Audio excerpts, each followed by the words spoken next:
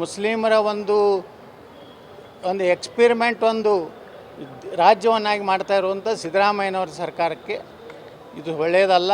ಇದು ಮುಂದಿನ ಭವಿಷ್ಯದಲ್ಲಿ ಇಡೀ ದೇಶದ ಹಿಂದೂಗಳಿಂದ ನೋಡ್ತಾ ಇದ್ದಾರೆ ರಾಜ್ಯದಲ್ಲಿ ಯಾವ ರೀತಿ ಸಿದ್ದರಾಮಯ್ಯ ಸರ್ಕಾರ ಕೇವಲ ಮುಸ್ಲಿಂ ತುಷ್ಟೀಕರಣ ಮಾಡ್ತಾಯಿದೆ. ಇದರ ಪರಿಣಾಮ ಮುಂದಿನ ದಿವಸದಲ್ಲಿ ಕರ್ನಾಟಕದಲ್ಲಿ ಆಗ್ತದೆ.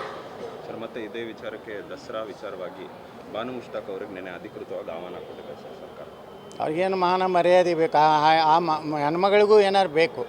ಯಾವಾಗ ಕನ್ನಡಾಂಬೆ ಬಗ್ಗೆ, ನಮ್ಮ ಧ್ವಜದ ಬಗ್ಗೆ, ಅಲ್ಲಿರುವಂಥ ಅರಿಶಿಣ ಕುಂಕುಮದ ಬಗ್ಗೆ ಮಾತಾಡೋಂಥವ್ರು ಏನು ನೈತಿಕತೆ ಹಿಡಿದು ಇವತ್ತು ಚಾಮುಂಡಿ ತಾಯಿಯ ಒಂದು ಪುಷ್ಪಾರ್ಚನೆ, ಇದು ನೋಡಿ ಸಾಂಸ್ಕೃತಿಕ ಕಾರ್ಯಕ್ರಮಗಳು ಬೇರೆ.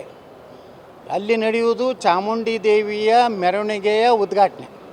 ಅಲ್ಲಿ ಚಾಮುಂಡಿ ದೇವಿಯ ಮೇಲೆ ಹೂವು ಹಾಕುವಂಥದ್ದು, ಅಲ್ಲಿ ಪೂಜೆ ಪುನಸ್ಕಾರ ಎಲ್ಲ ಹಿಂದೂ ಸಂಪ್ರದಾಯ, ಸನಾತನ ಧರ್ಮದ ಸಂಪ್ರದಾಯ ಪ್ರಕಾರ ನಡೆಯುವಂಥ. ಅಲ್ಲಿ ಬಾನು ಮುಸ್ತಾಕ್ ಅವ್ರದ್ದು ಏನು ಕೆಲಸ ಇದೆ? ಅವರೇನು ಹಿಂದೂನಾ? ಅಥವಾ ನಮ್ಮ ಸನಾತನ ಧರ್ಮ ಒಪ್ಕೊಂಡಿದ್ದಾರಾ? ಅಥವಾ ಈಗೇನು ಇಡೀ ಜಗತ್ತಿನಲ್ಲಿ ಒಂದು ಹೊಸ ಬೆಳವಣಿಗೆ ನಡೀತಾ ಇದೆ. ಇವತ್ತು ಎಕ್ಸ್ ಮುಸ್ಲಿಮ್ ಅಂತ ಹಾಗೇನಾರು ಎಕ್ಸ್ ಮುಸ್ಲಿಮ್ ಆಗ್ಯಾರ? ಅದು ಯಾವುದೂ ಇಲ್ಲ. ಅಂದರೆ ಉದ್ದೇಶಪೂರ್ವಕವಾಗಿ ಸಿದ್ದರಾಮಯ್ಯನವರು ಹಿಂದೂ ಧರ್ಮದ ಸನಾತನ ಧರ್ಮನ ಅಪಮಾನ ಮಾಡೋದೇ ಒಂದು ಈ ಸರ್ಕಾರದ ಒಂದು ಕಾಯಕಾಗಿದೆ.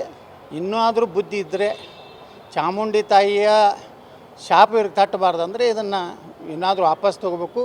ಸ್ವಯಂ ಪ್ರೇರಣೆಯಲ್ಲಿ ಅವರು ಭಾನುಮಸ್ತಾಗಿ ಬಿಟ್ಕೊಡ್ಬೇಕು.